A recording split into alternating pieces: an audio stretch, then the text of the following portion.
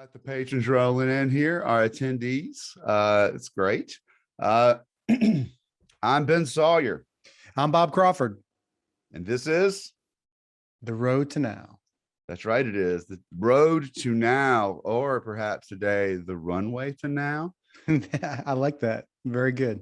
Just because today's guest is Amy Argetsinger. Sorry, because today's guest is Amy Argetsinger, whose new book is There She Was, The Secret History of Miss America. I think this is fantastic. We got this query about this book, and I looked into it. And Bob and I both, even though this is like, we do so many different topics, this is one of those things that Bob and I were both like, yes, we've got to do this episode. Yeah, as you'll all soon hear and learn when we talk to Amy, that the significance, this just keeps coming. I'm reminded of this every day, how connected everything is, and how understanding history is really, the more you understand history, the more you can see how obviously connected events are, even events that you would not think were connected to one another. You know, like, I think you can argue after, if you read Amy's book, that the Miss America pageant somehow gave us the Kardashians. It definitely gave us maybe Survivor. It gave us American Idol, The Voice. Maybe it even gave us a president at one point. It's just this event, the Miss America pageant, is significant to me because I grew up 7 miles from Atlantic City, New Jersey, and it was the event of the year. My sister would go. Sometimes she would go. Sometimes she would go to the parade. It was a week long events, right? Events in Atlantic City all week. It was on the news all the time. If something happened with the pageant, if Bert Parks got fired, the host, it was this big controversy, and it would be on the news, lead the local news for weeks. But I mean, it was something that Atlantic City held on to and really cherished, because Atlantic City had a rough history, and they had a rough go at it, even with casino gambling that came in the mid to late 70s. The Miss America pageant was the pinnacle of the year in South Jersey. So really excited to talk to Amy. Yeah. Bob, it's interesting you say that, because, you know, my mom grew up around where you grew up, and I remember a friend of hers, daughter, was in the Miss America pageant, I think Miss North Carolina, one of the states, and she got to go.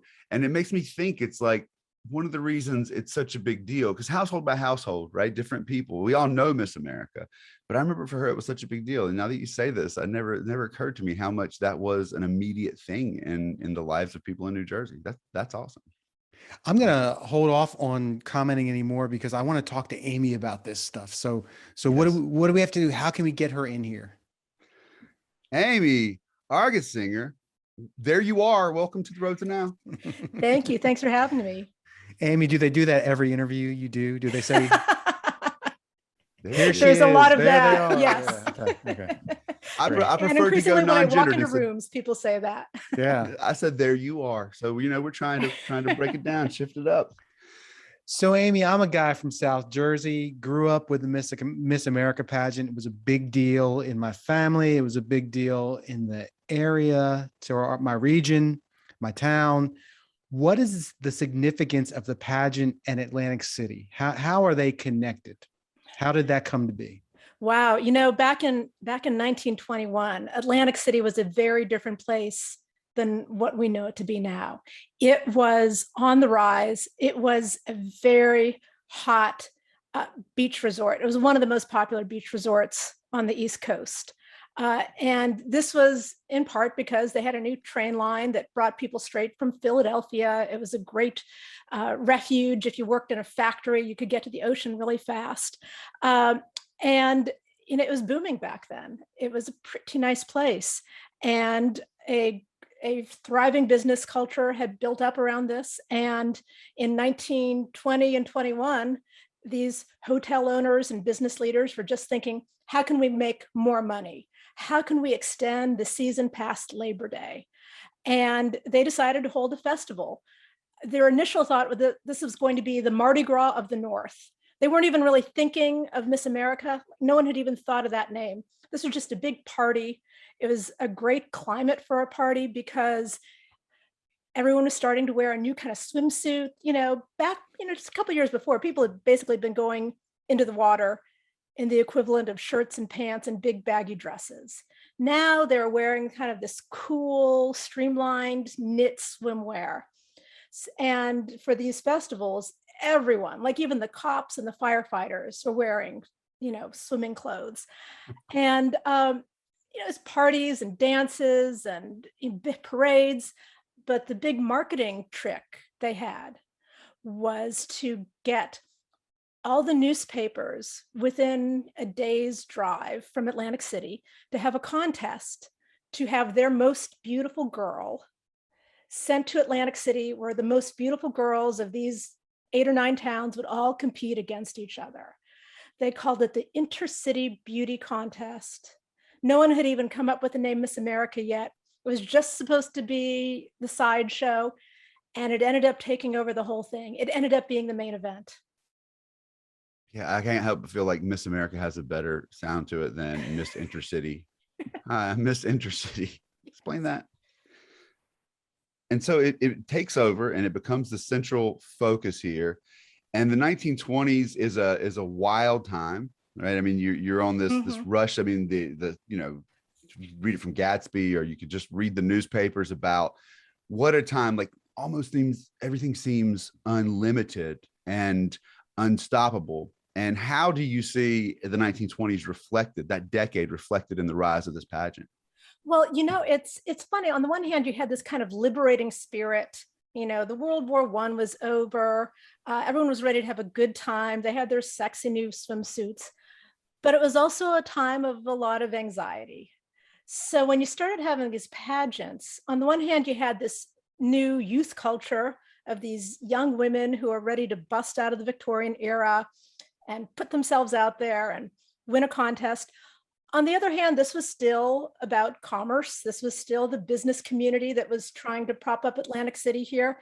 And they had concerns about propriety and respectability and things like that. So it's no surprise that the winner of that first contest was a 16-year-old girl. She was Margaret Gorman from Washington, D.C.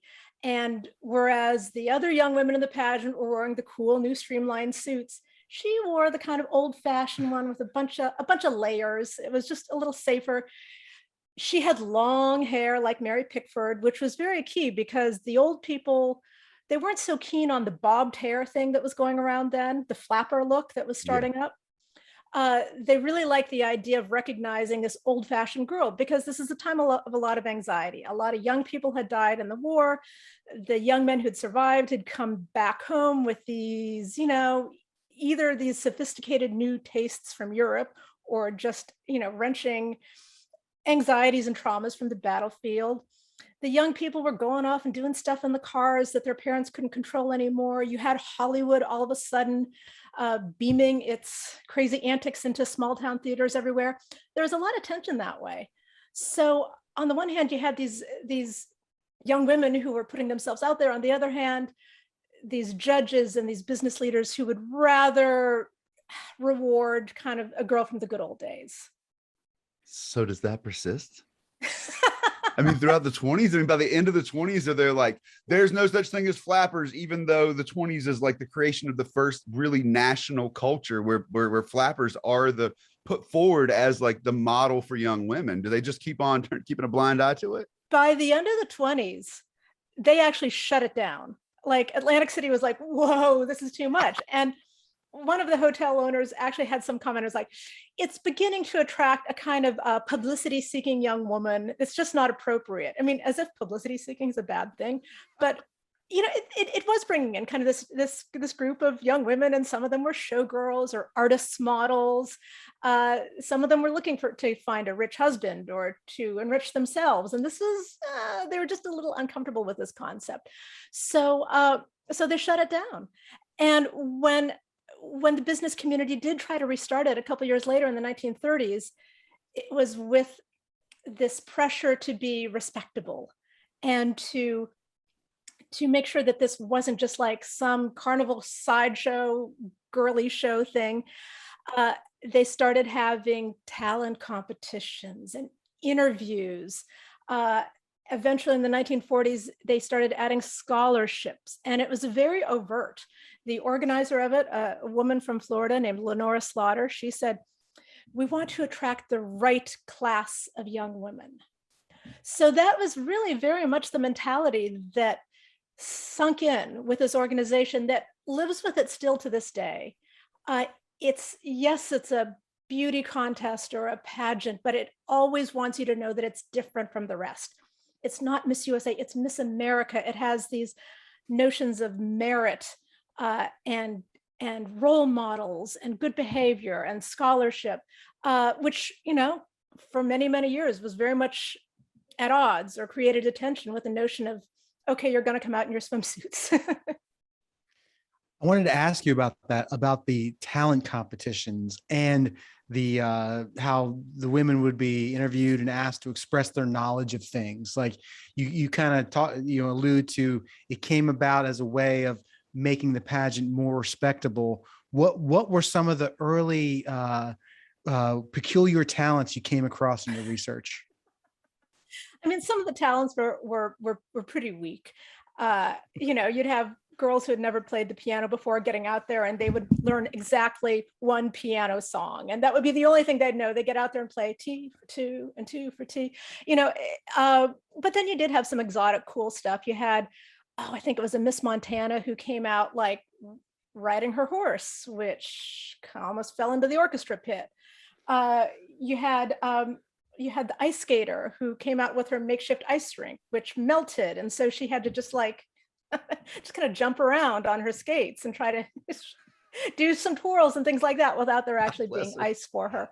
I mean, it was pretty contrived. One of my favorite talents was from the early 1960s.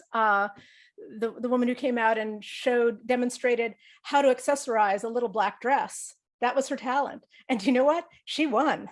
That's Nancy awesome. Fleming. Yeah. So as a historian, as a researcher, as a journalist, how far back did you get footage from? Like, I mean, how were you able to watch the woman with the horse? Yeah. No, you see, Miss America first went on television in 1954. So anything you see of the pageant, any footage from before then is, it's like old newsreels, and where you'd basically just see, I mean, the movie theater audiences for newsreels didn't really need to see the girls coming out and tap dancing. So the newsreels would typically just show like the girls in the swimsuits and then with the sashes and the crowning. But starting in 1954, when it was on television, then you could see what the whole thing looked like. And it was big years for baton twirling, of course, mid-century. Oh my God. So was that Lee Merriweather? Lee Merriweather. Yes. She was the first Miss America crowned on television. And really, this was the beginning of reality TV. The amazing thing about that is that it was so new. The organizers in Atlantic City were so committed to keeping the theatrical presentation pure for the audience that filled Convention Hall, that they basically insisted, okay, the cameras have to sort of be at a distance. You didn't want to have them front and center. So most people didn't even know it was on. Most of the people in the room didn't know it was on TV. Lee Merriweather sure didn't know that she was on television when she was being crowned. She didn't know what was happening. And they put the crown on her head and she bursts into tears. And she looks to the heavens and says, I hope Daddy can see this, because her father had just died about 2 months earlier. And it was just this really exciting, raw, emotional moment. And people who were at home watching on television had never seen anything like this. It was thrilling. And, Lee didn't know herself until much later that she was on TV. And in fact, she takes her walk down the runway, she comes back to the stage and she's still crying. And her mother comes up on stage and says, "Oh, get yourself together, stop sniveling." And people could hear that on TV too. And people were sort of shocked, but they're like, but that's kind of cool. We can hear that. I mean, this was the birth of reality TV. It is hard to explain just how exciting that was. I've got to say that I'm a bit heartbroken that the talent portion didn't come until after the pole sitting craze of the 1920s was over. I don't know if you guys know about this. In the 1920s, there was a whole fad of people sitting on top of poles, and people loved it. I don't know. What was that about? Why did people love that? I don't know. I mean, it's hilarious. I mean, there was like one guy who was famous, like Shipwreck Mulligan or something, like this guy who just would sit up there for days, and then all the kids were trying to do it. Anyway, that's another story, and there's a book to be written on that.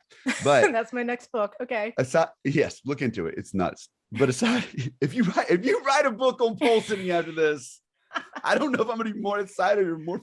Ben, what if you write one too, and then it'd be like this whole like trend of this genre of books we could about sue pole each sitting. other. It'd be awesome. God, Yeah, yeah, it'll just be like I love it. 6 pole sitting books coming out at the same time, and you're like, hey, Who's the bad art what's, friend now? Yeah. what's more boring than watching pole sitting? Reading 6 books about pole sitting. That's the answer. And then I'm gonna bring back pole sitting. It's time. It's time. All right, this is not a pole sitting podcast. All right, One last pole sitting joke. Okay.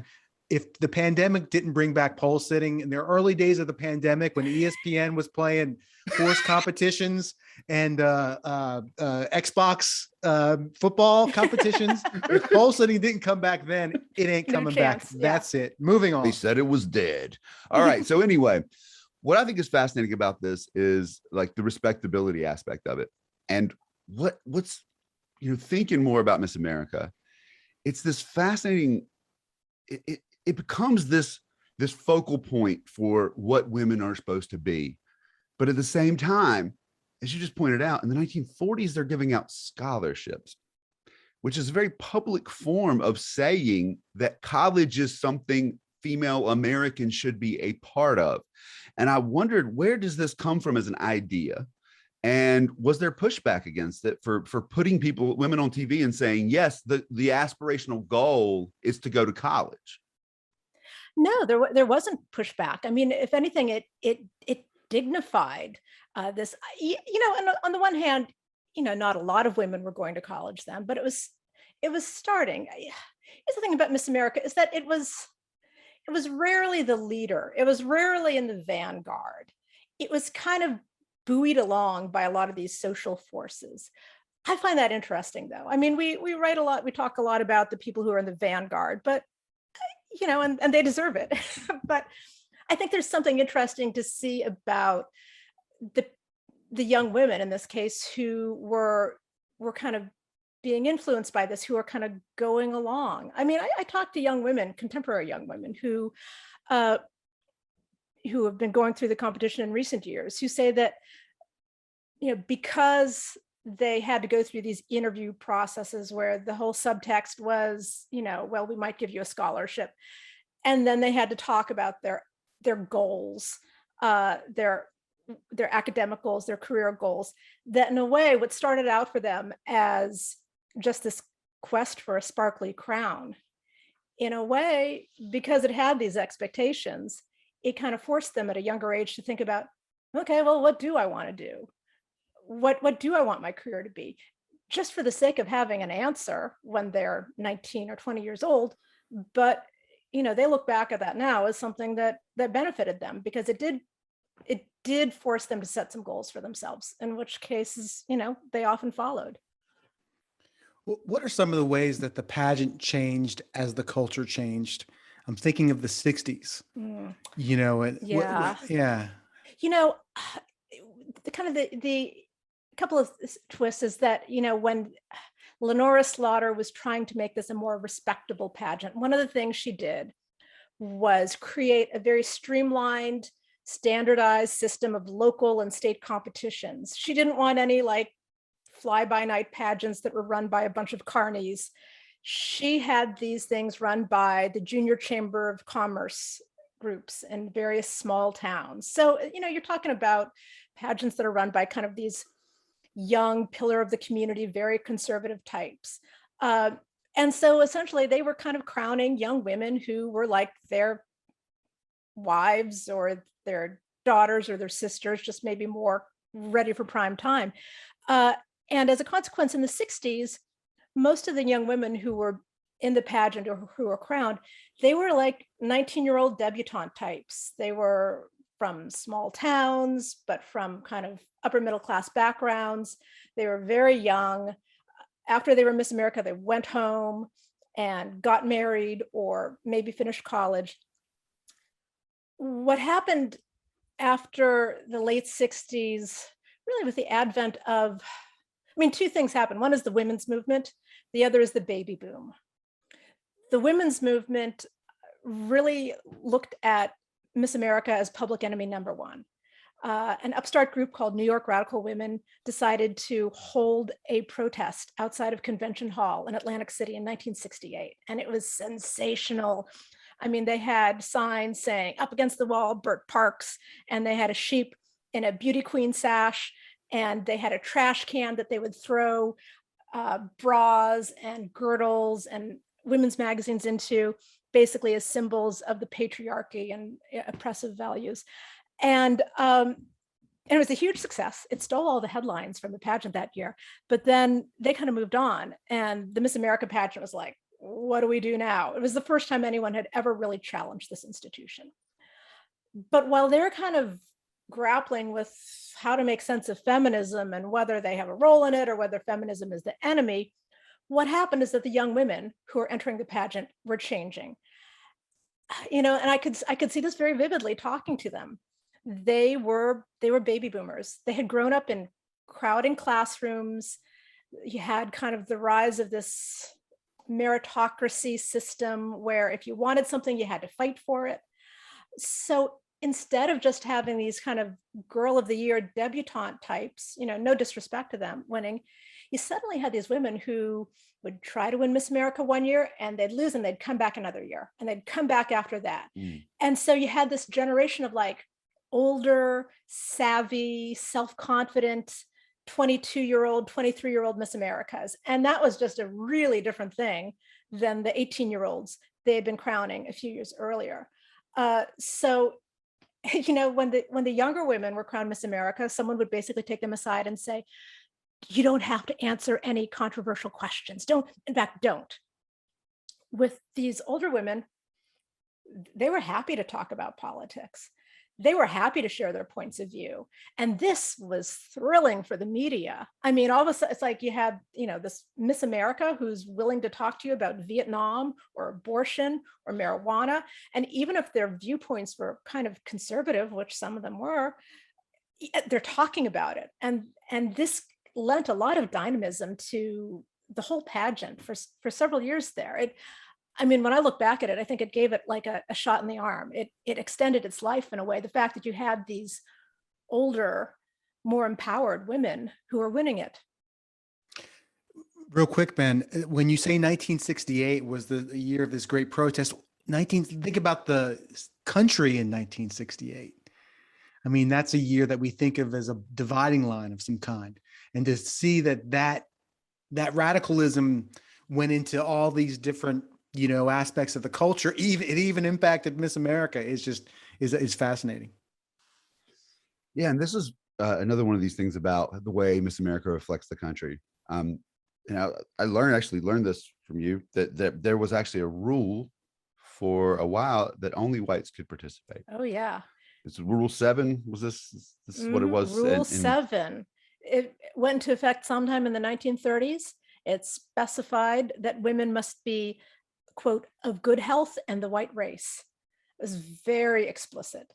And leaving no doubt about what this was about.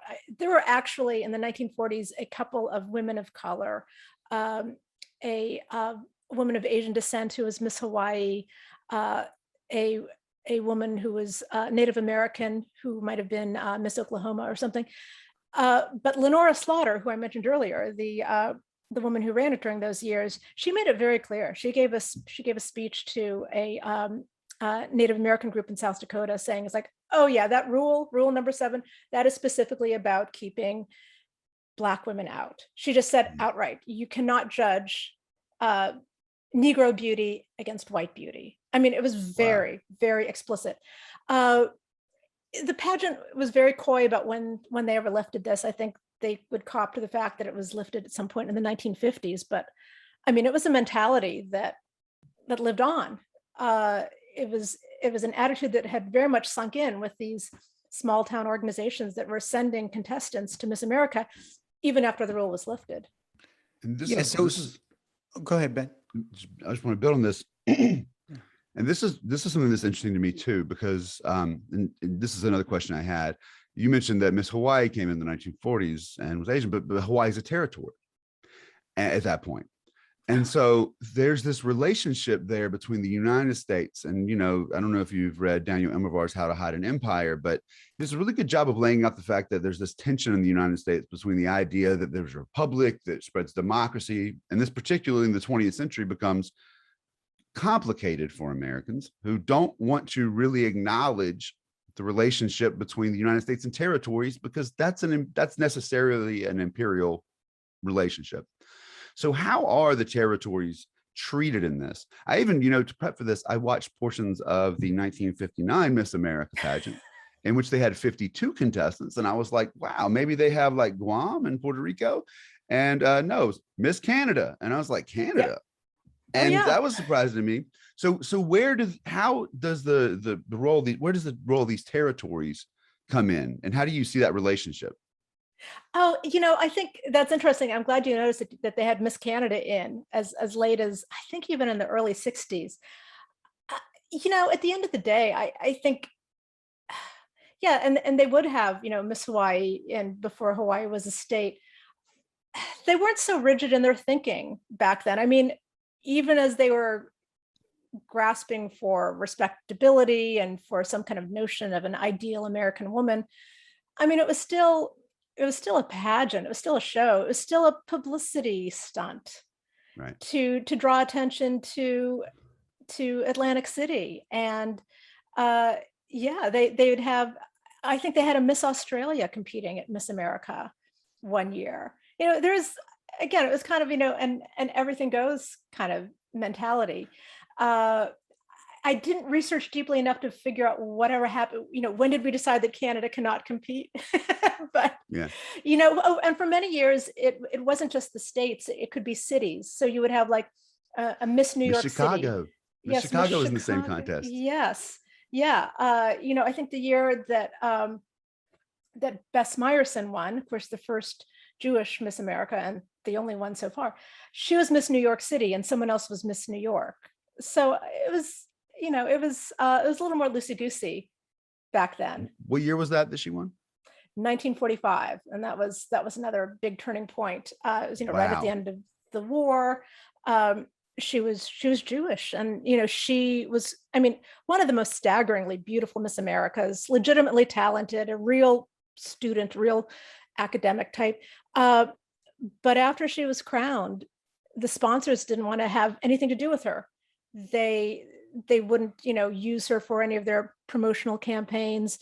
She went to events as Miss America, to country clubs in the South, and was turned away. They're like, oh, you're Jewish. I mean, it was, her first time getting out of New York City and experiencing just the incredible bigotry of certain parts of the country. And because the sponsors weren't using her, she had a lot of time on her hands, and she ended up doing a speaking tour about anti-Semitism, joining up with the Anti-Defamation League. And that was, that was pretty astounding stuff for a Miss America in 1945. Wanted to ask, what precipitated the rolling back of Rule 7? Was there an event? Did it happen publicly? Was it secretly? What precipitated that? It's always been very mysterious. In fact, up through the 1980s, when Vanessa Williams became the first African-American winner, the leadership of the pageant would sometimes try to deny that there had ever been a Rule 7. This is something that, however they managed to kill it off, and I saw record of it in certain states, in the literature for certain states, deep into the 1950s. Whatever caused them to get rid of it, I mean, they were clearly the world was changing. I mean, Miss America was not in the vanguard here either. And clearly in the 60s and 70s and 80s, they were embarrassed that this had been a policy, to the extent that the man who was in charge of it then would tell reporters, oh no, we never had anything like that on the books. You can go back now. The pageant, in later years became more open and opened its books and said, oh yeah, we did have this on the books. But, obviously the world was changing, Brown versus the Board of Education. And it was 1959 when the first African-American women won local titles, I think in Sacramento and Indiana. But then it wasn't until 1970 that a African-American contestant competed at Miss America as a state representative. It took a long time.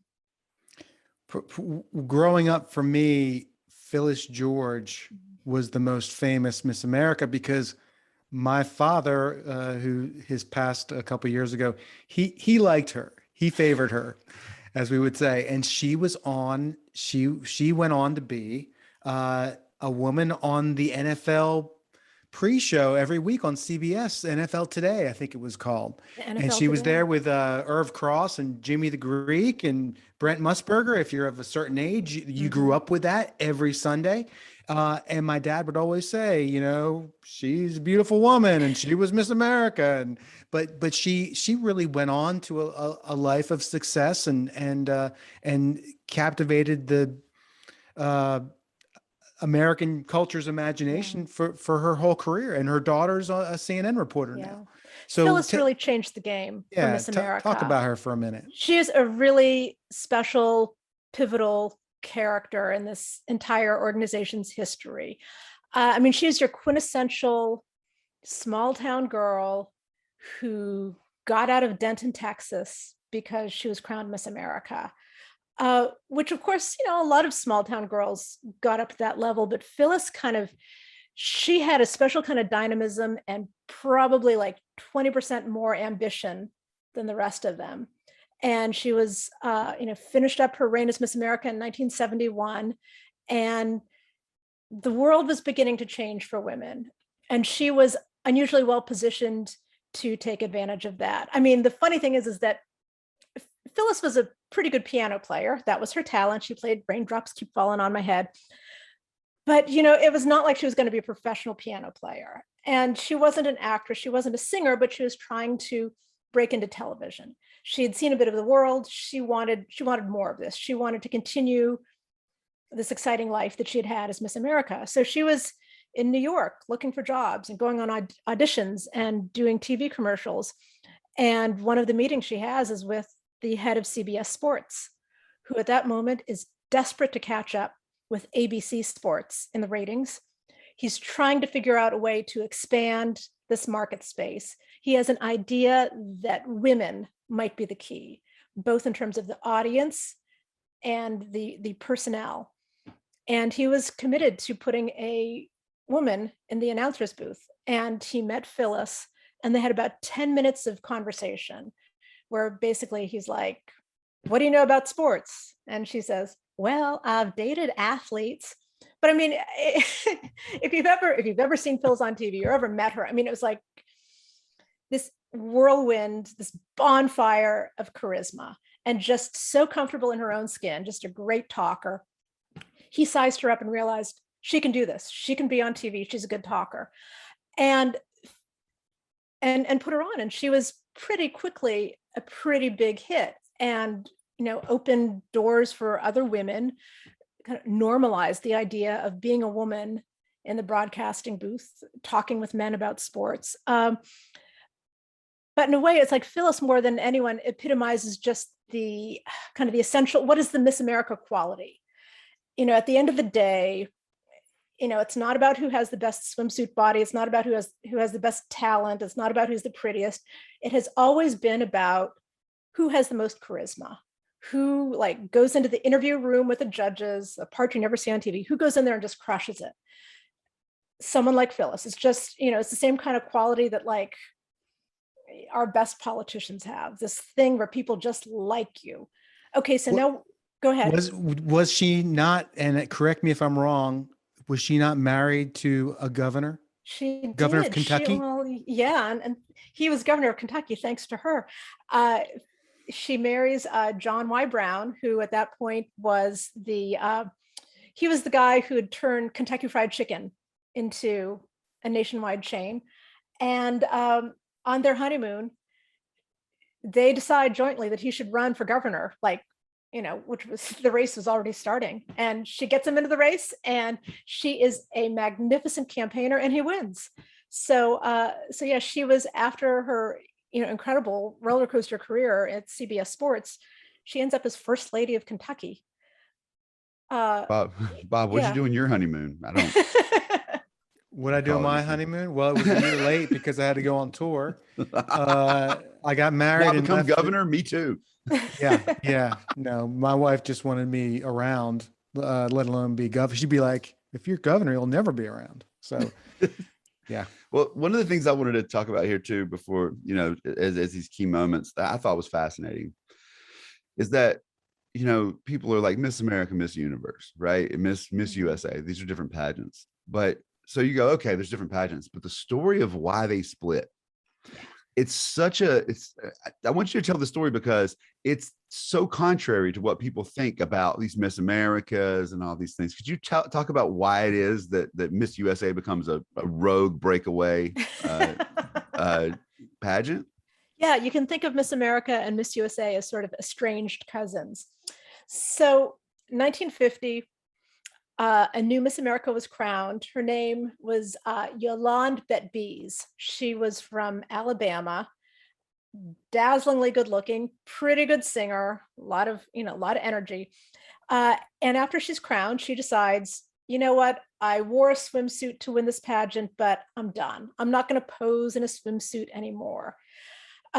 Well, this was really bad news for the pageant's main sponsor, which was Catalina Swimwear, which had planned to take her on tour in a bathing suit, showing off, the new styles. She's like, nope, I'm not going to do that. I want people to focus on my talent from here on out. Catalina was so pissed, they yanked all of their funding from Miss America, and they started their own pageant. And that was Miss USA and eventually Miss Universe. And these, of course, were the pageants that would later be owned for about 19 years by Donald Trump. And just from the beginning, culturally, because of that rift, just a very different thing. Miss America had always been this small town based nonprofit, as we said earlier, always grappling for respectability. Miss USA, the culture was very different. That was a pageant that was for profit, and that was always at peace with the entertainment value of parading young women in their bathing suits. The confederacy of beauty pageants. I know everybody's thinking it, so yes. I'm going to say it. This is what happens. This is what happens. This is what happens. And did you have a follow-up? No, just more laughter I'm trying to repress. Okay, well, that was hilarious. You keep laughing while I got two more subject topics I want to get to before we're done, because this is actually amazing. This is so much fun. I want to talk about the hosts throughout the history of the pageant, but we also need to talk about Vanessa Williams. Yes. So who do you want to talk about first, Amy? Oh, I suppose chronologically we should talk about Bert Parks first. Does everyone here know who Bert Parks is? Oh, yes. Bert Parks, he was the guy. He was the host. But wait, forgive my interruption. Was Johnny Weissmuller a host at some point? Tarzan was one of the Tarzans? No, Ron Ely. Okay. Ron Ely, who was like a TV Tarzan. Okay. Yes. When they fired Bert, anyway, Bert Parks was the man. He was, I think, starting in 1955, he was the host. He was the guy who would sing, "There she is, Miss America." I mean, he was kind of a joke. He was very smarmy. He was basically like an old radio host from the 1930s. He had kind of these vaudevillian instincts, really hammy. And, TV viewers would kind of cringe, but the pageant people loved him. I mean, you have to consider, it's like, he's the host for this show in a theater like the size of an airplane hangar. So you kind of have to be that big, exaggerated character, but it's a little weird on TV. So in 1979, like right at his 25th anniversary, he got fired, and he got really fired very badly. Like they sent a letter to his house, but he was in Florida for the winter, so he didn't get the letter. He heard about it from reporters, and it was this huge uproar about firing Bert Parks. I mean, I feel like if Bert Parks had lasted a couple more years, that people like David Letterman would have taken up his cause, because he was so hammy, but he was in on the joke. He was very ironic about it all. Like he was highly entertaining. But at that point, they wanted something cool and youthful. They hired this guy, Ron Ely, who'd played Tarzan on TV, and he kind of looked like Matthew McConaughey, like really kind of this Malibu tan, kind of a smoldering kind of guy. And he hosted for 2 years, and he can't really sing the song very well, and they got rid of him, and it was kind of sad. Like Al Marks, the head of the pageant's like, yeah, we wanted someone sexier, but not that sexy. So they went through many years. They had Gary Collins for many years, if you remember him, Yep. Regis Philbin, and then in several recent years, Chris Harrison, who's also the host of The Bachelor. Tony Danza hosted at one time, didn't Tony Danza? Tony Danza, Mario Lopez, a bunch of people kind of cycled through. No one really had the staying power of Bert. So the local news, like again, the local, like seeing Miss America through local news, and which I watched every night with my parents, and that was a big, when Bert Parks was that. I mean, that was like the top story for 3 weeks. Not just locally, it was huge national news story. I mean, even someone who's been reporting this book for so many years, I would still be taken aback by what a big deal Miss America used to be. So where'd they find him? Where'd they find Bert Parks to begin with? What did he do before Miss America? He had done other shows, he had just been a host. I still don't fully understand. We still have this species of television personalities, guys who are just hosts, and they host one show, and then they move up and they host a bigger show, and you can't remember what it is they ever did before. Yeah, he was a they keep turning TV up personality. They're on Food Network one season. They're on. He was an actor. He did radio work, but it's just became his thing. This is what he was most famous for. It is a really skill set, Bob. As you know this, it's like, you ever hear a guitar player try to play bass? They're not as good at it. Because That's right. They're not. That's right. They're not. That's not. When you focus on one thing, you become great at it. Get better Also, at it. TV Tarzan is like the sickest burn I've heard. New burn I've heard in a while. It's like, get out of here, you old TV Tarzan. It's like, dang, I wasn't even on TV as Tarzan, but I felt that.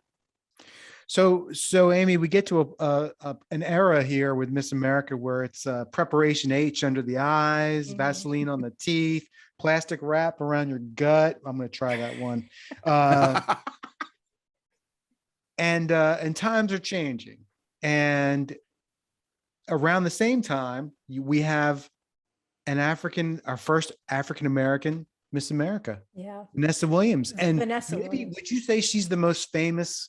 Like she still has a career. I mean, and a decent career. She's done a lot of respectable movies and television, and a great singer. Yeah. I mean, hands down, probably the most talented, perhaps the most beautiful Miss America ever.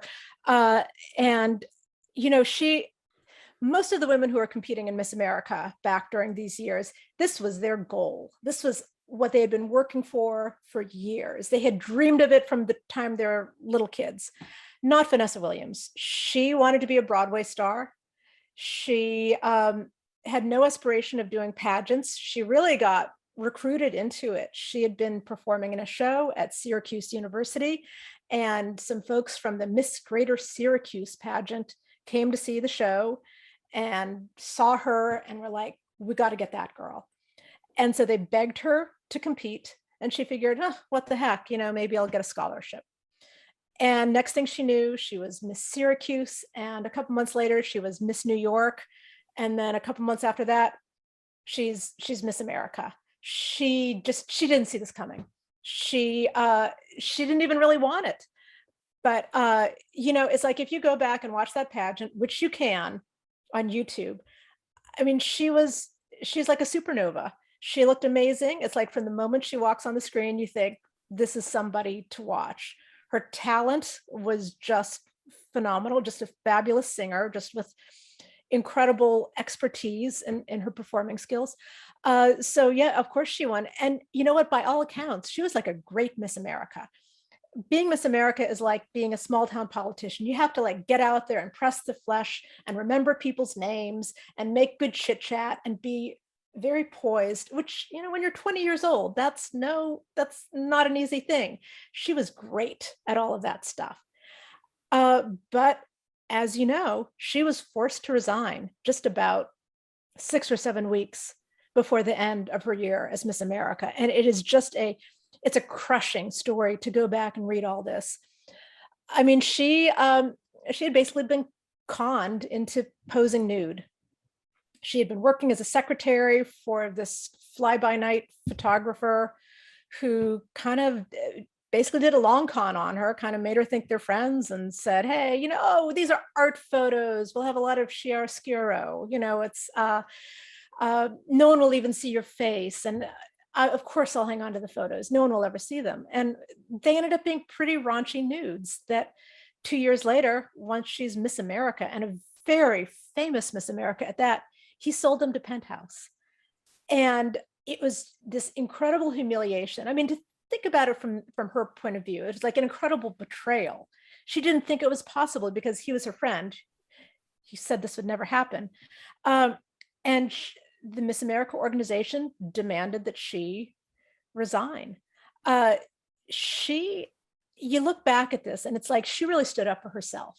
She gave a bunch of TV, newspaper interviews where she explained herself. She fought back. She almost went to court with Miss America over this and finally decided, you know what, I'm going to cut my losses. I'm going to focus on the next stage of my career. But it was a horrible event, really, a watershed event. The Miss America pageant was convinced that they would lose all their sponsors if they didn't get rid of her. And they got rid, instead of fighting for her, they got rid of her. And it was a very ugly episode. You know, you look back at it and you think someone should have stood up for her and they didn't. This is 1984. And I believe this is around, I mean, it's like a year before those photos of Madonna came out. Yeah. Mm-hmm. This is all of this, again, all these connections. Yeah. Ben, the way history it's just connected. And we haven't talked about this yet, but you go into this in your book, or you said it actually here when we first started. This is the beginning of reality television. Yeah. And so close the gap. How so? Oh, to where we are now? To where we are now. Yeah. Well, I mean, Miss America was the beginning of reality television, and it was a super hot show. I mean, even through the 90s, you had tens of millions of people watching it. For a couple of generations, Miss America was as big as the Super Bowl. It was as big as the Oscars. It was the show that everyone was watching. And, you know, of course, all these shows, you know, even the Oscars they've lost some of their audience. You know, you have cable channels, you have lots of competition for people's attention now. And Miss America was already losing its audience, but you know, I really look to what happened 20 years ago as the beginning of the end for it. And that's, you know, the birth of this current wave of reality television that we're in. Shows like Survivor, American Idol, The Bachelor. And when I watch these shows, so much of what I see is that they stole everything Miss America did well and did it so much better. I mean, for starters, these were shows that would last an entire season where you could really get invested in the characters. They, as opposed to Miss America, which is on for like 2 or 3 hours and it just blows right by.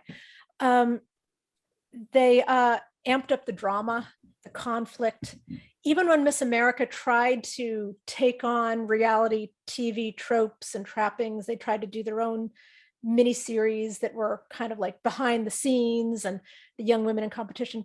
They just couldn't do it because, again, it was like a culture that was more about reaching for respectability and putting on a good face. Reality TV is the opposite of that. It's about showing your ugly face. It's about leaning into conflict and fighting with other people. You know, I didn't come here to make friends. Miss America girls, they did come here to make friends.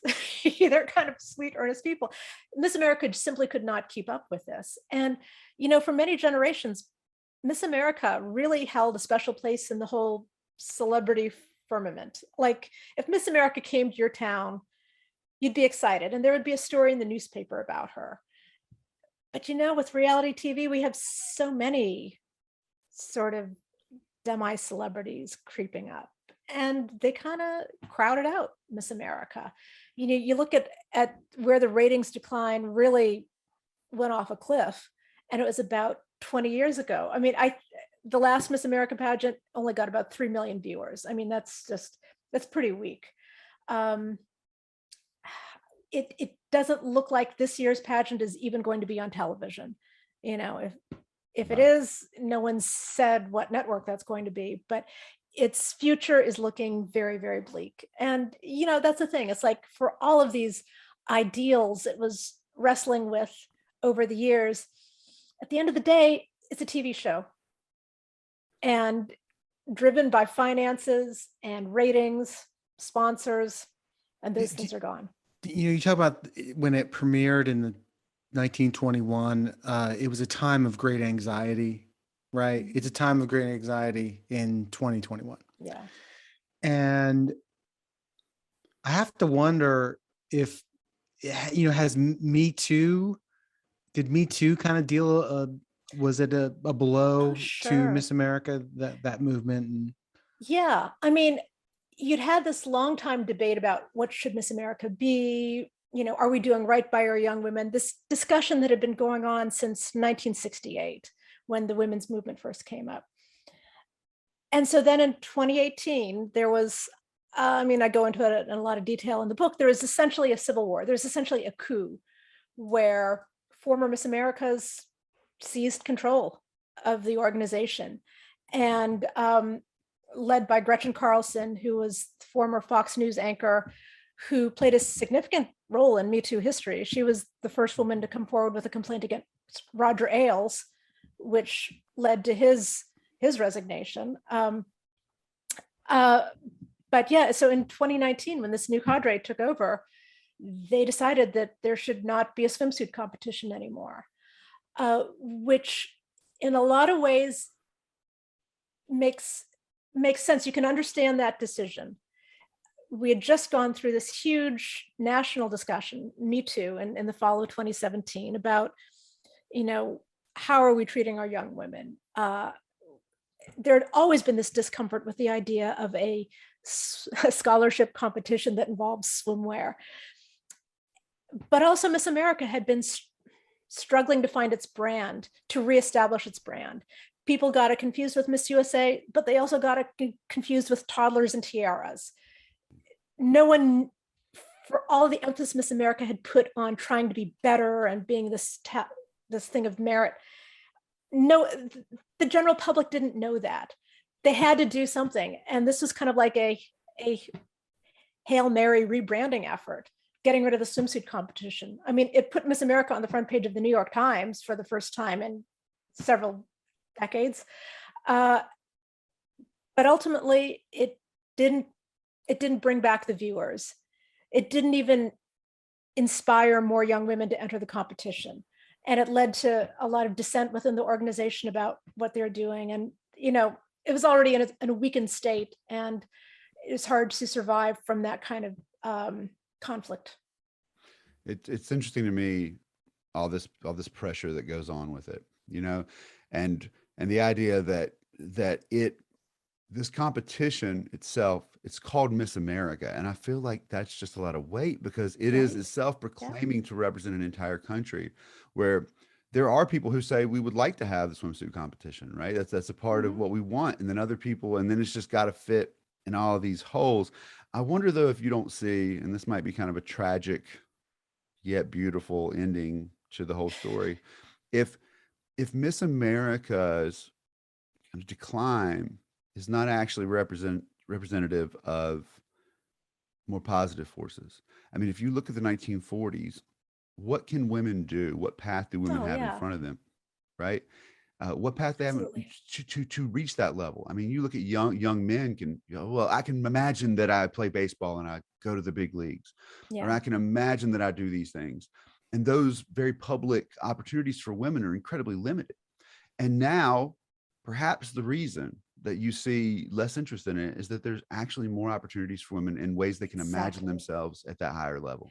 Exactly. For so long, Miss America was this national fascination because she was the one girl standing up on a pedestal. You know, we're always going to be fascinated with girls on the cusp of womanhood. And Miss America was the one young woman who's doing out there very publicly, letting herself be looked at, letting herself be interviewed, letting her thoughts be shared with the nation. But, you know, there are a lot of other young women who are making it one way or the other. You know, I remember thinking 15 years ago or 20 years ago, thinking it's like, wow, Beyonce, she has all these Grammys, and yet, you know, she's still far younger than the age limit for Miss America. You know, she's like, who needs it? It's, you know, Taylor Swift certainly, but I mean, it's Jennifer Lawrence had won her Oscar when she's like 22 years old, which is far below the age limit for Miss America. And it's not just showbiz, it's everywhere. I mean, you increasingly have ramps into public life, whether it's through activism, politics, media. There are just other ways to do this. Young women are everywhere in public life now. You know, Greta Thunberg, you know, Elizabeth Holmes at Theranos. You know, there's our new Miss America. Or, honestly, you know, it was I followed a former Miss America who was running for Congress in 2018, and she never got as much attention as I thought she would. Guess who broke out that year? Alexandria Ocasio-Cortez. I mean, it's just who never needed to enter a pageant. You know, right? That was our Miss America AOC in 2018. There are so many outlets, and you know, even kind of on a more low scale. I mean, you can start your own Twitter feed. You can have an Instagram account that gathers 30,000 followers without ever having been on television. You can be on The Voice. You can be on The Bachelor. You know, it's maybe not as classy, but I don't know. There are just a lot of other routes for young women these days. And, you know, they don't need Miss America to give them a scholarship. They can get a scholarship somewhere else. Yeah. I think it's interesting how you point out that Miss America, correct me if I'm wrong, contributed in some way to its own demise as far as the women that it helped to influence and inspire, and you know, the giving the scholarships and having the women become, you know, helping support women's promoting women in culture in ways that are academic and in business, like the Phyllis Georges and the Vanessa Williams. They kind of, like you said, helped us get to the place where we are, where we don't need a Miss America to tell us who the best of the, you know. Yeah, are all around. And Amy, you love this topic. I can tell. Well, if you're going to spend a couple of years reporting, well, I know that. Why do I like it? Yeah. No, but it's obviously what's behind why you chose to write this book. I mean, you worked for the Washington Post, right? You're the culture and style reporter. You have a gig. You don't have to write a book. How did you, you know, is it just this love, or like, at what point did this love turn into something where you said, I can make something tangible and share this with people in a way that's meaningful? Because I'll tell you, talking to you about this has really made me appreciate it more, you know, in an hour. Good. So what pushed you to that?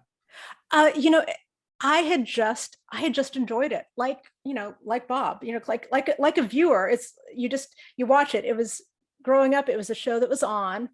I always thought it was incredibly exotic. I assumed these women were a completely different species. It was hugely entertaining. I started my journalism career in Iowa, and that was kind of a hotbed of pageant culture, to the extent that one of my coworkers in the newsroom was competing for Miss Clinton County, Iowa. And, you know, she's a cool girl. She's into indie rock. She became a college professor. She was not what I expected a pageant girl to be. So we were just curious about her whole journey there. the funny thing is, a couple of years later, she and I both moved back to the East Coast. We're in Washington, and we decide, hey, let's go to Atlantic City. Let's buy a ticket and sit in the audience. And we just did it for a lark. And we had a blast. That's when you kind of first see that there's this crazy subculture that you can't see on television, that there's this whole network of state and local people who are there waving signs for their girl. When I went back to DC and I would tell friends where I'd been, they're all like, wow, can I go with you next time? So we started going. And then, once you start watching this, you think you're just going to be there for some laughs. It's this kitschy, crazy thing. Like, who would want to do that? And, baton twirling, haha. But the closer you get to it, it is sports. It is a spectator sport. It's like the Kentucky Derby. It's like Little League. It's like March Madness. You get drawn into the competition. And it's all the more intriguing because you can't figure out who wins or why. But it's very watchable when you kind of connect on the level of those grassroots people who are there rooting for their girl. And again, I've seen this. It's like these tough guy reporters in Washington who cover national security or whatever, but it turns out that they worked for UPI in Atlantic City in the 1980s, and they know everything about, Kehlani Ray Rafco versus Kelly Cash versus. It's NASCAR. It's like NASCAR. It's NASCAR. It's so much like NASCAR. It's like Little League. I mean, and that's what hooks a lot of the people who are running these local pageants. They just want to root for the home team. It has an undertow. It kind of draws you in. Amy, this has been a wonderful hour with you. The book is There She Was, The Secret History of Miss America. Everybody, you need to read it. We didn't give it all away for free here, but we're so grateful of Amy to have joined us today. Thank you so much. Thank you. This has been fun.